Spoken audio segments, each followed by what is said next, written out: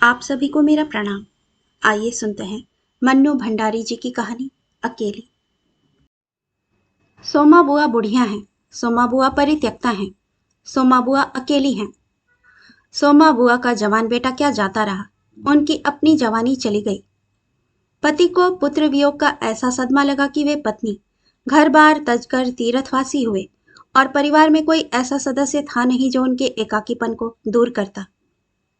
पिछले 20 वर्षों से उनके जीवन की इस एक रास्ता में किसी प्रकार का कोई व्यवधान उपस्थित नहीं हुआ, कोई परिवर्तन नहीं आया।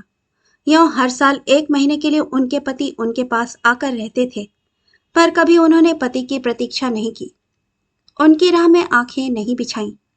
जब तक पति रहते उनका मन और भी मुरझाया हुआ रहता, क्योंकि पति के स्नेहहीन व्यवहार का अंकुश उनके रोजमर्रा के जीवन की अबाध गति से बहती स्वच्छंद धारा को कुंठित कर देता। उस समय उनका घूमना फिरना मिलना जुलना बंद हो जाता और सन्यासी जी महाराज से यह भी नहीं होता कि 2 मीठे बोल बोलकर सोमा बुआ को एक ऐसा संबल ही पकड़ा दें जिसका आसरा लेकर वह उनके वियोग के 11 महीने काट दें। इस स्थिति में बुआ को अपनी जिंदगी पास पड़ोस वालों के भरोसे ही काटनी पड़ती थी।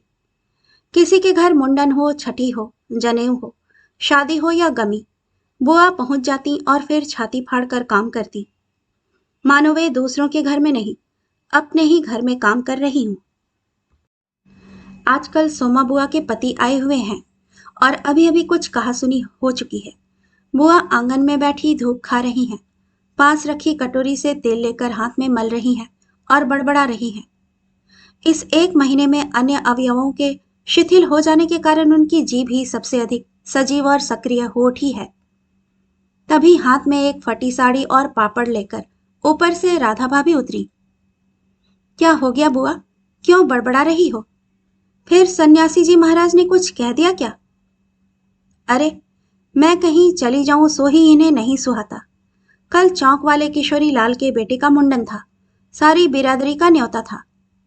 मैं तो जानती थी कि ये पैसे का ही गुरूर है कि मुंडन पर भी सारी बिरादरी को न्योता है, पर काम उन नई नवेली बहुओं से संभलेगा नहीं, सो जल्दी ही चली गई।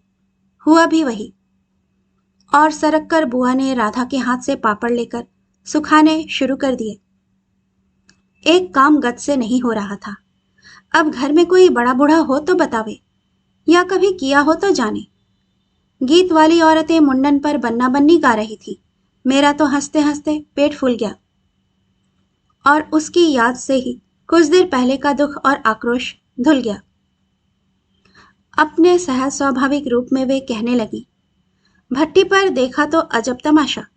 समोसे कच्चे ही उतार दिए और इतने बना दिए कि 2 बार खिला दो, और गुलाब जामुन इतने कम कि एक पंगत में भी पूरे ना पड़े। उसी समय मैदा सान कर नए गुलाब जामुन बनाए। दोनों बहुएं और किशोरी लाल तो बेचारे इतना जस मान रहे थे कि क्या बताऊं। कहने लगे, अम्मा तुम ना होती तो आज भदौड़ जाती। अम्मा तुमने लाज रख ली। मैंने तो कह दिया कि अरे, अपने ही काम नहीं आवेंगे तो कोई बाहर से तो आवेगा नहीं। ये तो आजकल इनका रोटी पानी का काम रहता है, नहीं तो मैं तो सवेरे से ही चली जाती। तो सन्यासी महाराज क्यों बिगड़ पड़े? उन्हें तुम्हारा आना जाना अच्छा नहीं लगता बुआ? यूं तो मैं कहीं आऊं जाऊं सो ही इन्हें नहीं सुहाता, और फिर कल किशोरी के यहाँ से बुलावा नहीं आया। अरे, मैं तो कहूं कि घर वालों का कैसा बुलावा। वे लोग तो मुझे अपनी माँ से कम नहीं समझते, नहीं तो कौन भला यूं भट्टी और भंडार घर सौंप दे। पर उन्हें अब कौन समझावे। कहने लगे, तू जबरदस्ती दूसरों के घर में टांग अड़ाती फिरती है। और एकाएक उन्हें उस क्रोध भरी वाणी और कटु वचनों का स्मरण हो आया जिनकी बौछार कुछ देर पहले ही उन पर होकर गुजर चुकी थी। याद आते ही फिर उनके आंसू बह चले। अरे, रोती क्यों हो बुआ? कहना सुनना तो चलता ही रहता है। सन्यासी जी महाराज 1 महीने को तो आकर रहते हैं, सुन लिया करो, और क्या। सुनने को तो सुनती ही हूं, पर मन तो दुखता ही है कि 1 महीने को आते हैं तो भी कभी मीठे बोल नहीं बोलते। मेरा आना जाना इन्हें सुहाता नहीं। सो तू ही बता राधा, ये तो साल में 11 महीने हरिद्वार रहते हैं, इन्हें तो नाते रिश्ते वालों से कुछ लेना देना नहीं, पर मुझे तो सबसे निभाना पड़ता है। मैं भी सबसे तोड़ ताड़ कर बैठ जाऊं तो कैसे चले। मैं तो इनसे कहती हूँ कि जब पल्ला पकड़ा है तो अंत समय में भी साथ ही रखो। सो तो इनसे होता नहीं। सारा धर्म कर्म यही लूटेंगे, सारा जस यही बटोरेंगे, और मैं अकेली पड़ी पड़ी यहाँ इनके नाम को रोया करूं। उस पर से कहीं आऊं जाऊं वह भी इनसे बर्दाश्त नहीं होता। और बुआ फूट फूट कर रो पड़ी। राधा ने आश्वासन देते हुए कहा, रो नहीं बुआ। अरे वे तो इसलिए नाराज हुए कि बिना बुलाए तुम चली गई। बेचारे इतने हंगामे में बुलाना भूल गए तो मैं भी मान करके बैठ जाती। फिर घर वालों को कैसा बुलाना। मैं तो अपनेपन की बात जानती हूँ। कोई प्रेम नहीं रखे तो 10 बुलावे पर नहीं जाऊं, और प्रेम रखे तो बिना बुलाए भी सिर के बल जाऊं। मेरा अपना हरखू होता और उसके घर काम होता तो क्या मैं बुलावे के भरोसे बैठी रहती। मेरे लिए जैसा हरखू वैसा किशोरी लाल। आज हरखू नहीं है, इसी से दूसरे को देख देख कर मन भरमाती रहती हूँ। और वे हिचकियां लेने लगी।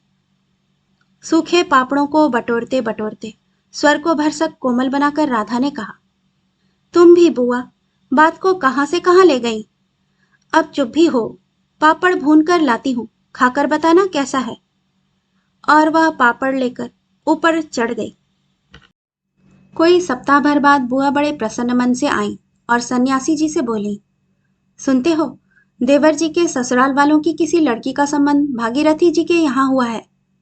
वे सब लोग यहीं आकर ब्याह कर रहे हैं। देवर जी के बाद तो उन लोगों से कोई संबंध ही नहीं रहा, फिर भी हैं तो समधी ही। वे तो तुमको भी बुलाए बिना नहीं मानेंगे। समधी को आखिर कैसे छोड़ सकते हैं। और बुआ पुलकित होकर हंस पड़ी। सन्यासी जी की मौन उपेक्षा से उनके मन को ठेस तो पहुंची, फिर भी वे प्रसन्न थी। इधर उधर जाकर वे विवाह की प्रगति की खबरें लाती। आखिर एक दिन वे यह भी सुनाई कि उनके समधी यहाँ आ गए हैं और जोर शोर से तैयारियां हो रही हैं। सारी बिरादरी को दावत दी जाएगी। खूब रौनक होने वाली है। दोनों ही पैसे वाले ठहरे। क्या जाने हमारे घर तो बुलावा भी आएगा या नहीं। देवर जी को मरे 25 साल हो गए। उसके बाद से तो कोई संबंध ही नहीं रहा। रखे भी कौन। यह काम तो मर्दों का होता है। मैं तो मर्द वाली होकर भी बेमर्द की हूं। और एक ठंडी सांस उनके दिल से निकल गई। अरे वाह बुआ, तुम्हारा नाम कैसे नहीं हो सकता। तुम तो समधिन ठहरी। संबंध ना रहे तो कोई रिश्ता थोड़े ही टूट जाता है। दाल पीसती हुई घर की बड़ी बहू बोली। है बुआ, नाम है। मैं तो सारी लिस्ट देख कर आई हूं। विधवा ननद बोली। बैठे ही बैठे 2 कदम आगे सरकाकर बुआ ने बड़े उत्साह से पूछा, तो अपनी आंखों से देख कर आई है नाम। नाम तो होना ही चाहिए, पर मैंने सोचा कि क्या जाने आजकल के फैशन में पुराने संबंधियों को बुलाना हो ना हो। और बुआ बिना 2 पल भी रुके वहां से चल पड़ी। अपने घर जाकर सीधे राधा भाभी के कमरे में चढ़ी। क्यों री राधा, तू तो जानती है कि नई फैशन में लड़की की शादी में क्या दिया जावे है। समधियों का मामला ठहरा, सो भी पैसे वाले। खाली हाथ जाऊंगी तो अच्छा नहीं लगेगा। मैं तो पुराने जमाने की ठहरी। तू ही बता दे क्या दूं। अब कुछ बनाने का समय तो रहा नहीं। 2 दिन बाकी हैं, सो कुछ बना बनाया ही खरीद लाना। क्या देना चाहती हो अम्मा। जेवर, कपड़ा, श्रृंगारदान या कोई और चांदी की चीजें। मैं तो कुछ भी नहीं समझू रही। जो कुछ पास है तुझे लाकर दे देती हूँ। जो तू ठीक समझे ले आना। बस भद नहीं उड़नी चाहिए। अच्छा देखूं पहले कि रुपए कितने हैं। और वे डगमगाते कदमों से नीचे आई। 2-3 कपड़ों की गठरियां हटाकर एक छोटा सा बक्स निकाला। उसका ताला खोला। इधर उधर करके एक छोटी सी डिबिया निकाली। बड़े जतन से उसे खोला। उसमें 7 रुपए की कुछ रेजगारी पड़ी थी और एक अंगूठी। बुआ का अनुमान था कि रुपए कुछ ज्यादा होंगे, पर जब 7 ही रुपए निकले तो सोच में पड़ गई। रही समधियों के घर में इतने से रुपयों से बिंदी भी नहीं लगेगी। उनकी नजर अंगूठी पर गई। यह उनके मृत पुत्र की एकमात्र निशानी उनके पास रह गई थी। बड़े बड़े आर्थिक संकटों के समय भी वे उस अंगूठी का मोह नहीं छोड़ सकी थी। आज भी एक बार उसे उठाते समय उनका दिल धड़क गया। फिर भी उन्होंने 5 रुपए और वह अंगूठी आंचल से बांध ली। बक्स को बंद किया और फिर ऊपर को चली। पर इस बार उनके मन का उत्साह कुछ ठंडा पड़ गया था और पैरों की गति शिथिल। राधा के पास जाकर बोली, रुपए तो नहीं निकले बहू, आए भी कहाँ से?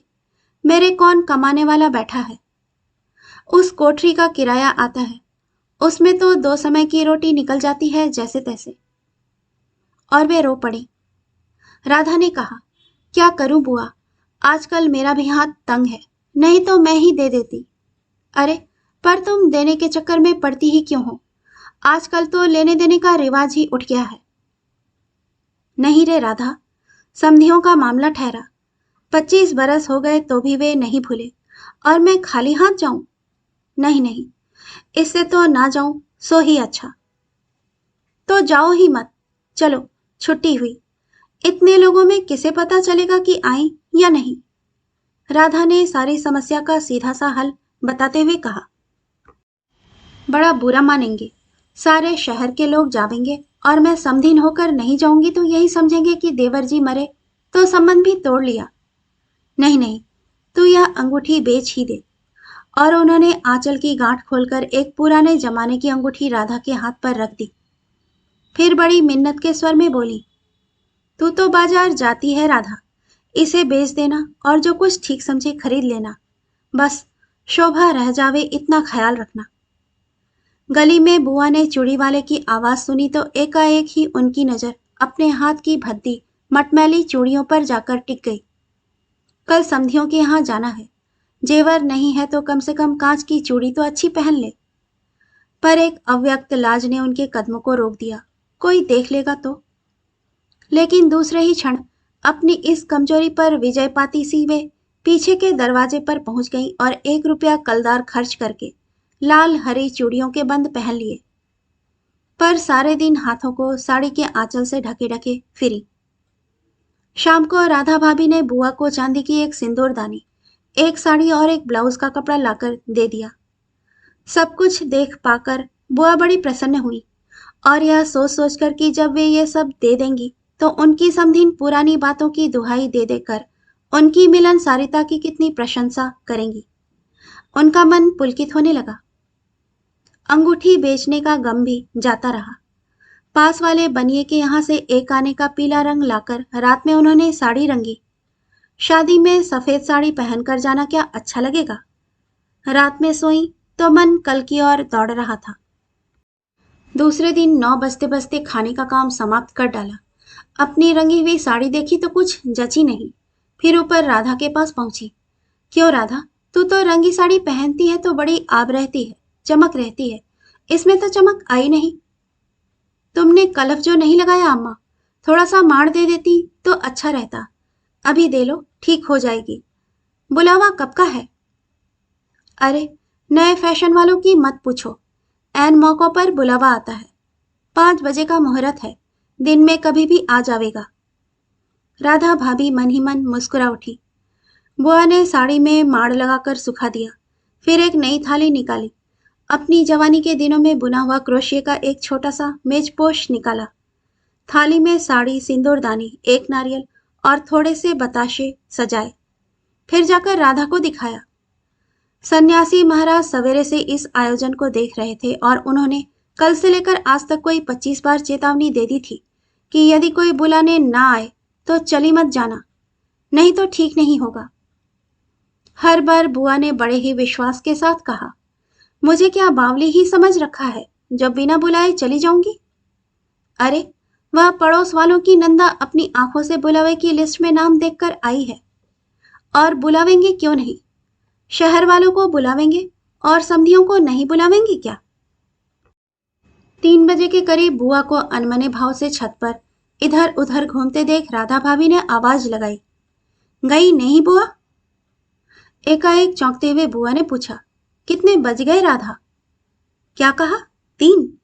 सर्दी में तो दिन का पता ही नहीं लगता है। बजे 3 ही हैं और धूप सारी छत पर से ऐसे सिमट गई मानो शाम हो गई हो। फिर एकाएक जैसे ख्याल आया कि यह तो भाभी के प्रश्न का उत्तर नहीं हुआ, तो जरा ठंडे स्वर में बोली, मुहूर्त तो 5 बजे का है, जाऊंगी तो 4 बजे तक जाऊंगी, अभी तो 3 ही बजे हैं। बड़ी सावधानी से उन्होंने स्वर में लापरवाही का पुट दिया बुआ छत पर से गली में नजर फैलाए खड़ी थी। उनके पीछे ही रस्सी पर धोती फैली हुई थी, जिसमें कलफ लगा था और अभ्रक छिड़का हुआ था। अभ्रक के बिखरे हुए कण रह रहकर धूप में चमक जाते थे, ठीक वैसे ही जैसे किसी को भी गली में घुसता देख बुआ का चेहरा चमक उठता था। 7 बजे के धुंधलके में राधा ने ऊपर से देखा तो छत की दीवार से सटी गली की और मुंह की एक छाया मूर्ति दिखाई दी। उसका मन भर आया।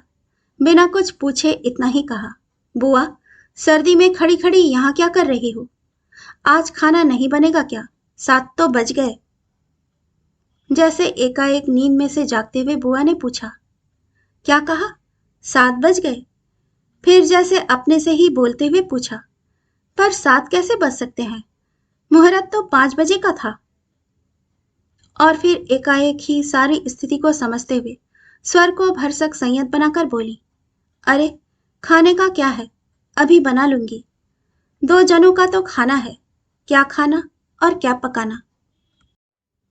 फिर उन्होंने सूखी साड़ी को उतारा, नीचे जाकर अच्छी तरह उसकी तह की, धीरे धीरे हाथों से चूड़ियां खोली, थाली में सजाया हुआ सारा सामान उठाया और सारी चीजें बड़े जतन से अपने एकमात्र संदूक में रख दी। और फिर बड़े ही बुझे हुए दिल से अंगीठी जलाने लगी। कहानी सुनने के लिए आपका धन्यवाद। श्रोतागण, आपसे विनम्र अनुरोध है कि कृपया कहानी पसंद आए तो इसे लाइक और सब्सक्राइब जरूर कीजिएगा। धन्यवाद।